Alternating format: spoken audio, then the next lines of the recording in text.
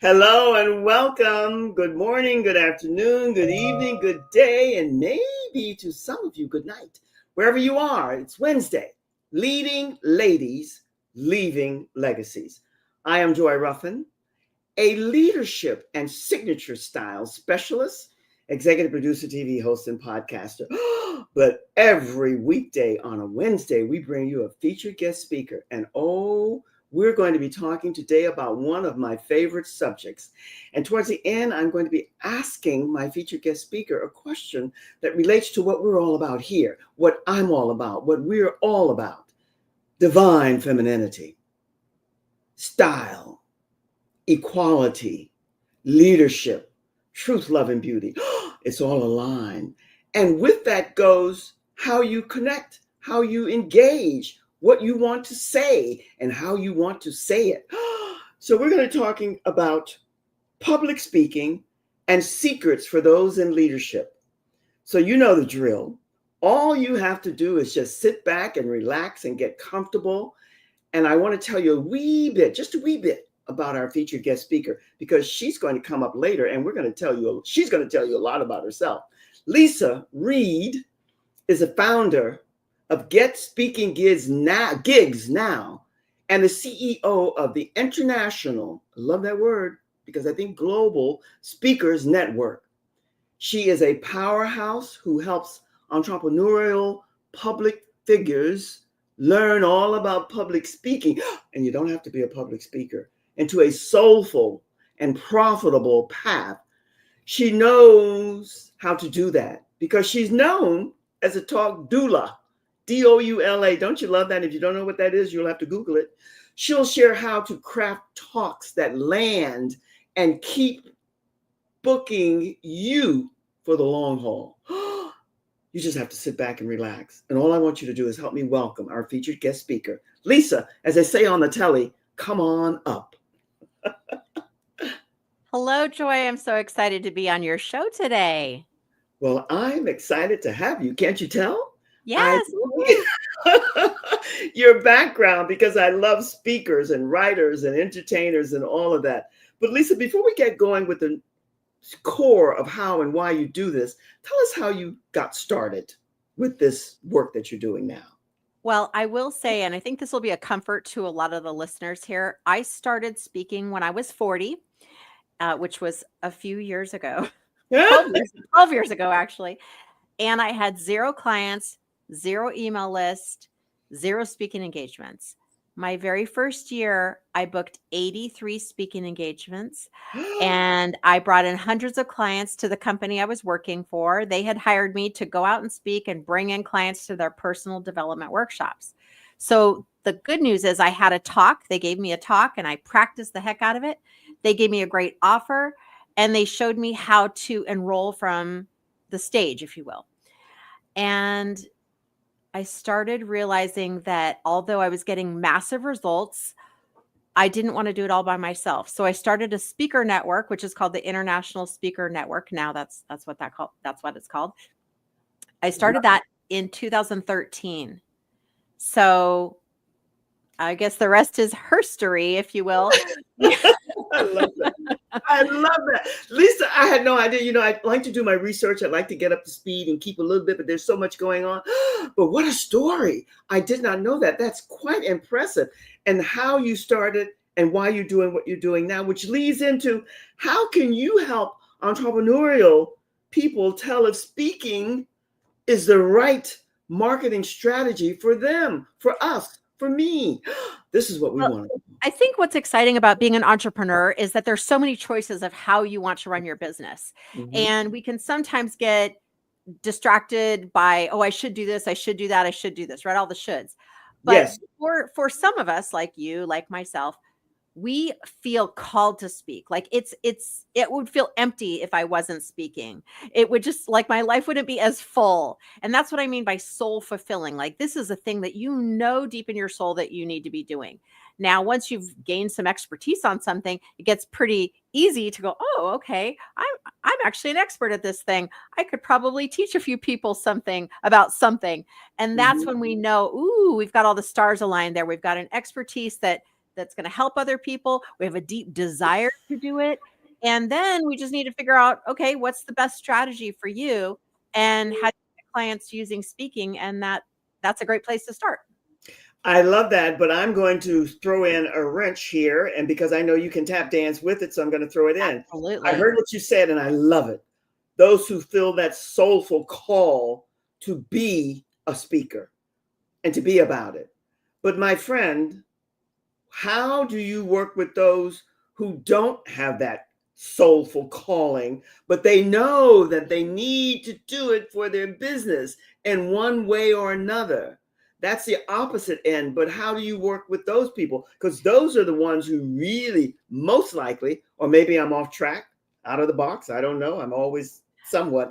Why do you work with them? Yeah. You could do that. Absolutely. But I will say this, Joy, I am not an arm twister.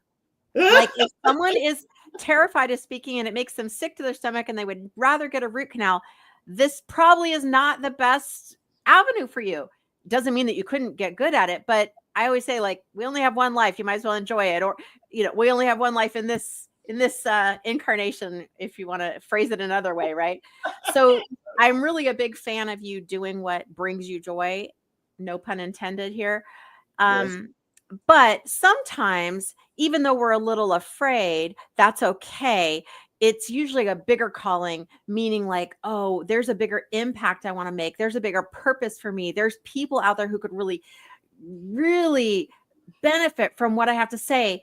And the question I would ask, if this is resonating with someone listening, is, are you brilliance hoarding? Like, are you hoarding the brilliance that you actually have, and because of your fear?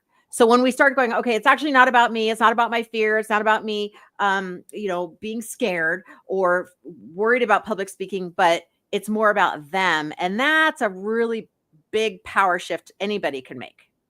Leisa, I love how you phrase that and you answer that, because you don't want people that you have to twist their arm, but also you do want people who are willing and clever enough, intuitive enough to know this is not my wheelhouse and my strong suit, but I can get better and I know I can at this. Absolutely. And I need guidance. In other words, you want those people who want to invest in themselves, because these Absolutely. Are the women that I look for too, because anybody can put on a dress or a skirt or a pair of pants and go, but how you're assembling it and putting it together. And that brilliance comes through when you allow yourself to work with somebody who has more expertise and more knowledge than you, but wants to share it and give it to you. I love that question. So that answer to the question. That said, what's the number one tip for getting those who do want to have that soulful, fulfilling speaking arrangement, to getting them out there to speak? Well, I think what you're asking is, like, how do you actually get gigs? Like, how do you do that, right? And I think this is a common question I get, because I'm not a full-time public speaker. That's not my job or career or profession. My full-time career is working with the clients that I help to understand how their speaking strategy is going to be and how do they develop their own booking strategy that's going to help them. So we want to make it as quickly as possible. So what I say is, you can use the strategy that I've used for over 10 years without Google searching or cold calling or cold whatevering. This is how I get hundreds of speaking engagements, is I surround myself with other speakers on a similar journey. That's why I still run the International Speaker Network even after over 10 years, because I want to be in the room with other speakers playing the same game as me. I don't see them as competition. I see them as key strategic partners, or what I call speaker soulmates, because they have the keys to the kingdom, right? They have, or the queendom, however you want to say it. They have all the information that you could want. If they've spoken at XYZ, let's say they spoke up 50 times or 100 times or thousands of times, they have all that information of the host, of the meeting, of where it was, of what it was like. They're not going to hand over the keys to you just because you ask.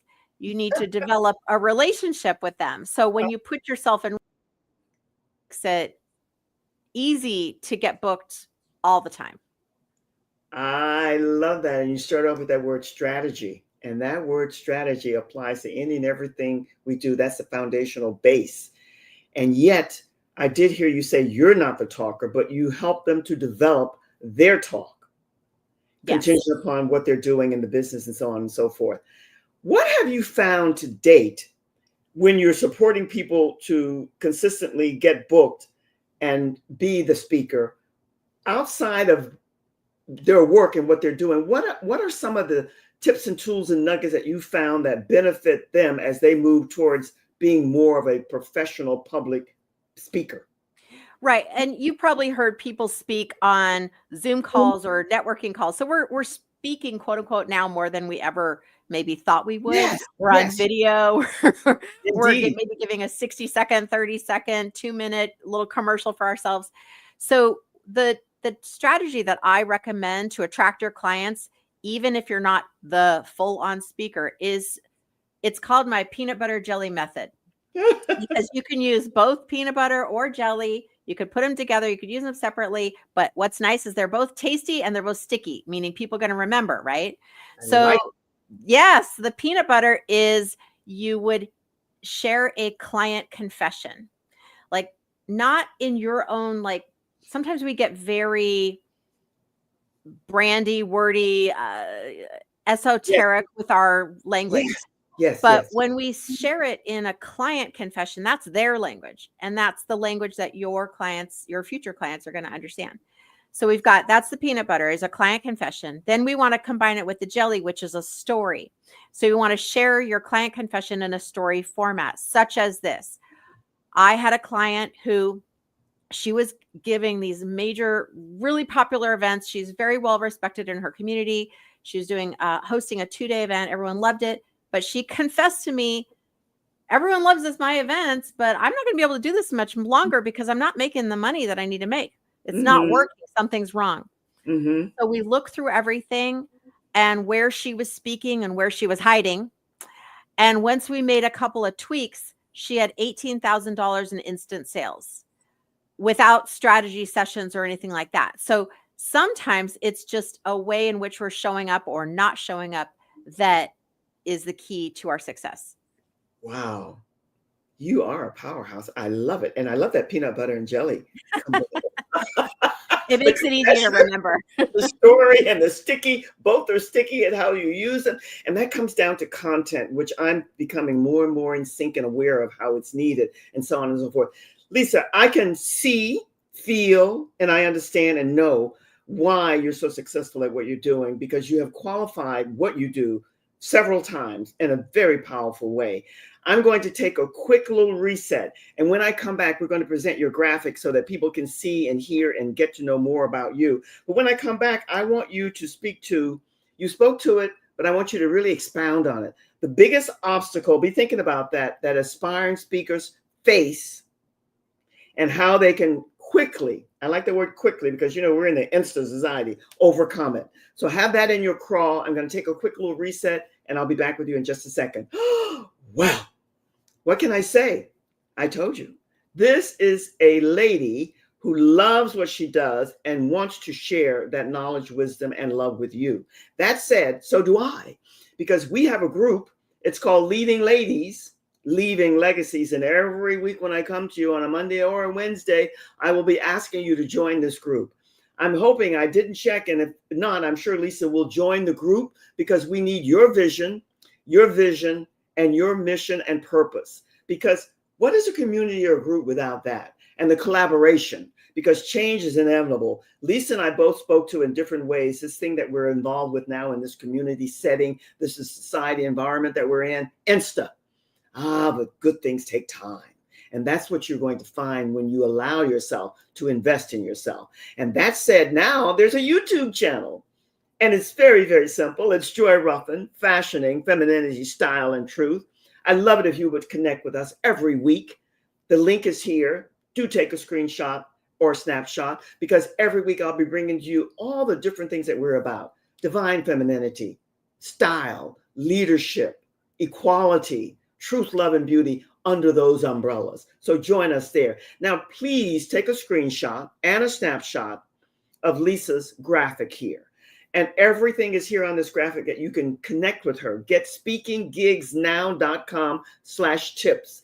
This is something that she's offering you, and there are other goodies in the hopper, so to speak. So make sure that you take a screenshot or a snapshot, and towards the end, we'll put this up again so that you can have it to make sure that you make this connection. There's no way you could lose in making this connection. That said, Leisa, let's really talk about and expound on what I left you with. What's the biggest obstacle aspiring speakers, and on and on? You know how I'm going to end it. What have you found thus far? Well, it's something I call speaker's kryptonite. And of course, as you know, working with people's minds, it happens inside our mind. And if someone's not familiar with what kryptonite is, it is the one thing that can kill Superman or weaken Superman. So it's fake but real, right? Yeah. And for speaker's kryptonite, it can sound something like, oh, I need to work on my talk more. I need to do more research. I need to get a video. I need to write more content. I need to write a book, whatever. It could also sound like, I'm not sure if people want to hear what I have to say. Well, I'm not sure what the marketplace wants. I'm not sure if anyone would buy my stuff. And then it could also sound like, I don't want to look stupid. I don't want to make a mistake. I don't want to look like a fool, right? So there's all these different ways that it shows up. And how you can quickly overcome it first is you got to name it. You got to be like, let's be real with ourselves. What's going on? What do you hear yourself when you really listen? What do you hear yourself saying? And then it's kind of like looking at the monster under the bed, like, oh, it's just a dust bunny. Okay, cool, great. Now we don't have to be so scared. So once we can identify it, then we can go, okay, I see you, fear. I see you, kryptonite. Well, now that I'm looking at you face to face, eye to eye, I can also think of ways that that's not true. Like, I actually don't need to be perfect. I'm not really worried about being a fool or making a mistake because I make mistakes all the time, or I have plenty of content. I just need 3 main points to share. I have so much expertise. So we can start to then battle it and overcome it with real evidence that's true now.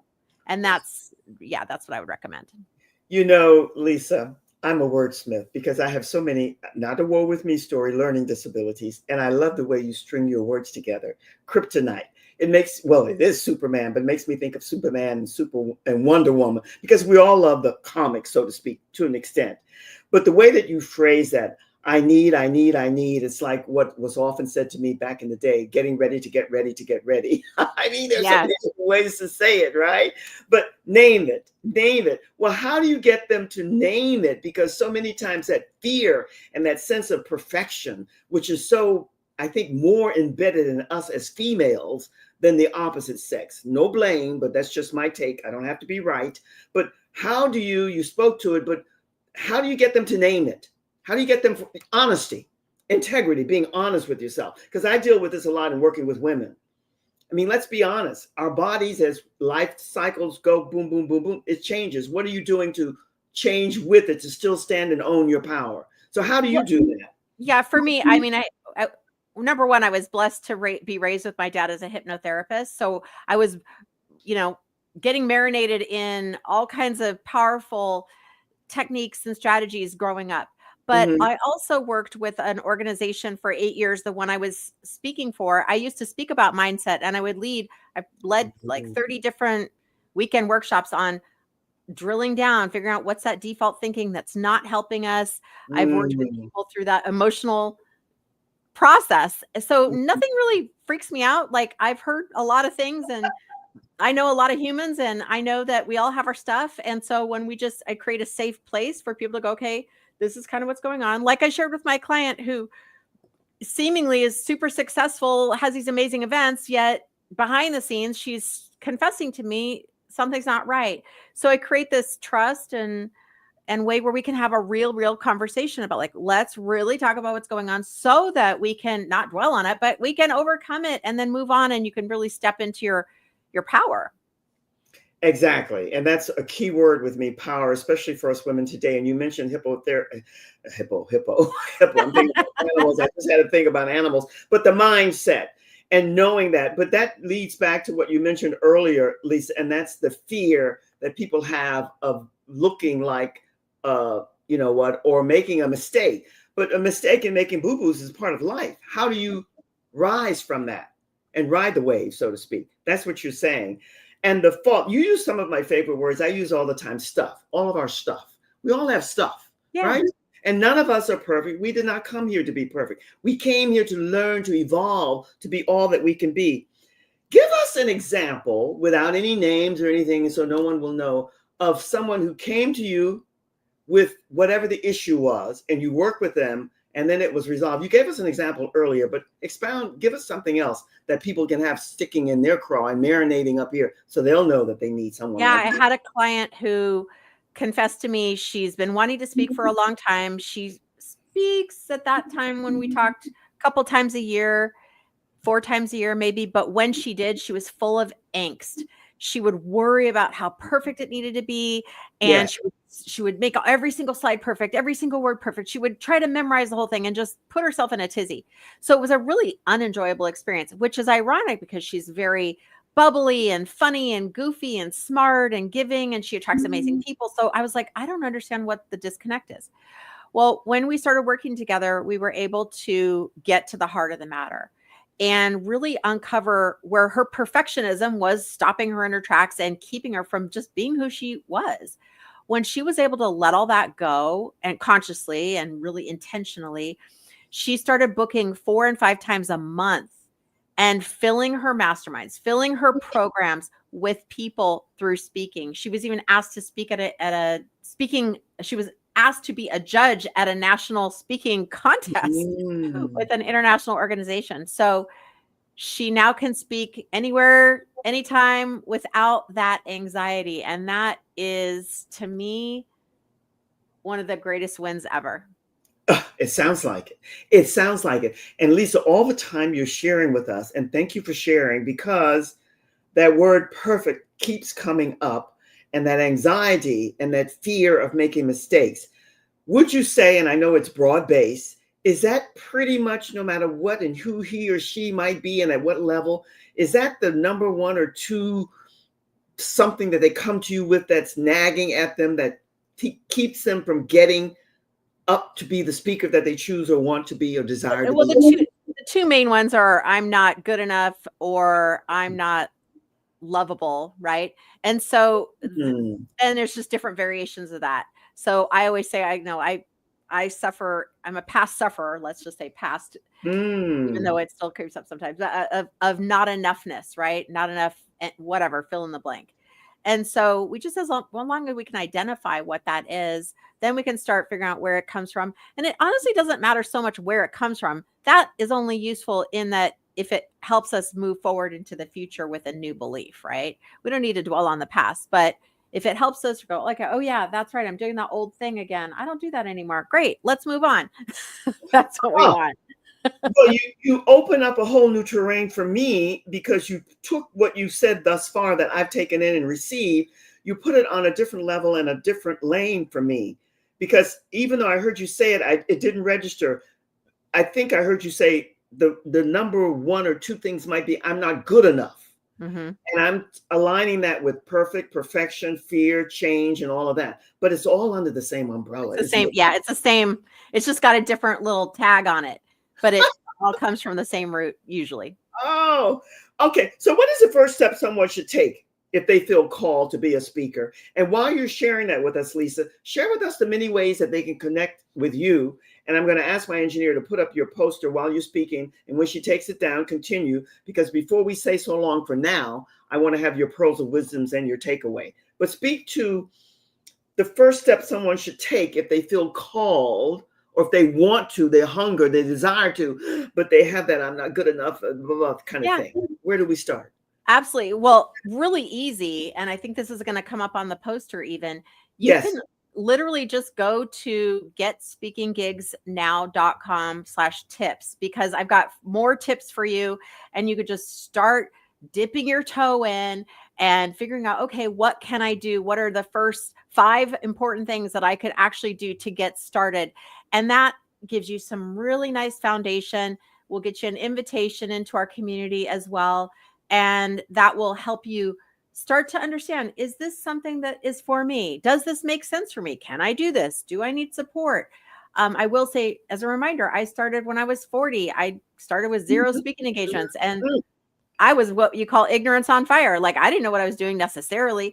I had my degrees, but they were from many, many, many years ago, because I happened to have a bachelor's and master's in speech communication. But that was in the 90s. That was a long time ago. That wasn't helping me now. So if I can do it, you can do it. Leisa, I love the way you string your words together. I'm saying it again. Ignorance on fire. I never heard that. That's a good one. My momsy used to say all the time, if they had a half a brain. And now at that time, I didn't kind of like it. I don't like it now, but I understand what she was saying. And I also understand why she was saying it, which is a whole different ballpark. But yet, starting at 40 and doing what you did, the story that you started off with. And I love also you gave to us, you're not going to be an arm twister. That's powerful. Because you want people who are willing to invest in themselves and know that there is a possibility out there to become a great speaker. And I think that's fantastic. Okay, so now comes the time, and you can just tell us a little bit more about you got, I think, 3 or 4 different networks and ways and means, your graphic will show it, of how people can connect with you. But what's the takeaway? When you meet and connect with men or women, doesn't matter what level and where they're at, what do you want to share with them that will ignite something in them? Your pearls of wisdom, your takeaway, your food for thought that you want to leave them with. What would that be now? Well, my dad always said, and I follow this too, is do what makes your heart sing. Ooh. And I have a client, she's in her 70s, and she has been dreaming of being a speaker her entire life since she was a child. And she finally called me and she's like, I'm ready. I need to do something, because when am I going to do it? I'm in my 70s. I need to get started. It is never too late to do what makes your heart sing. Oh, what makes your heart sing. I love that. And that's a great way to end. But before we end, though, I'm going back to, I'm not an arm twister. I receive that and I get that. I'm not either. Yet, what do you say to those who don't know what makes their heart sing, yet they know it's something? Now, I'm going off the rails a wee bit here. How would you relate and connect to someone like that? Because my thinking, Leisa, is that everyone is here with a gift of greatness and the genius within them. But oftentimes contingent, and it's not about the cycle of life. Everybody comes to it at a different time. What about those who know that there's something, but they don't quite know what it is? How do you guide them, or they don't come? What do you do? I think what we do, like, I have a client who has multi-passionate, there's lots of things are trying to come through as hasn't spoken yet. And he's like just getting started. And he's like, oh my gosh, I have this, I have this, I have this. I said, okay, listen. There you go. You've been living for decades. You've got so much expertise, and you have a 30-minute talk. You're not going to tell them every single thing in 30 minutes. But what we can do is pull like some top nuggets that come now. Like, what could you help them with now? Yes. And then know that everyone's going to get their turn. All those other ideas that are trying to come out, they can come out later. It's okay. But we're just going to start with the first talk. We're going to start with the first 3 ideas that come through. And what's going to make your cash register ring? Like, what makes sense for your business right now? It doesn't mean you can't still be building another thing alongside, but we have to just make some decisions. Leisa, this is the beginning of a beautiful relationship. That was a movie. Remember that? Yes. Because you absolutely, you nailed it. The many multitask people, talented people, and it's about now. What is it you want to deliver now that's going to ignite and inspire something that will benefit you and them in the long run? Brilliant, brilliant, brilliant. I thank you from my heart to your heart. Thank you, thank you, thank you. I'm going to scoot you in the green room and I'll be with you in just a second. Friends, what can I say? You have had a powerful conversation, some great nuggets, tips, and tools to deal with, to relate to, and to connect with Leisa Reid. In the meantime, I'm taking a wee bit of a little hiatus here for the month of August. Most of you know that I'm in big transition here with moving, selling a home, and everything else. And there's just too much going on, the concentration. But know that you are in my heart. I will be with you forever and ever and ever. And we'll be back in September, if not a little bit before. And until then, you always get the same ending. From my heart to yours, much, much love. Be and stay well. Look after you first so that you can look after many, many others, as all of us who care and entrepreneurial or corporate are doing, because our heart is singing and to you. In the meantime, all the best. Much love. Enjoy the rest of this week. Always much love. Cheers.